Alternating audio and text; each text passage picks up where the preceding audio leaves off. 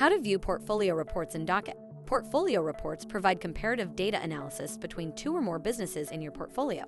Let's begin. Start by logging into your Docyt account.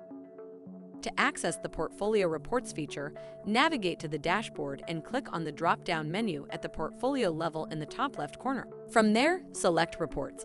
Click on the portfolio report set in your account. The report will show a list of reports in your portfolio. Download consolidated portfolio reports. Click on Select Multiple Months.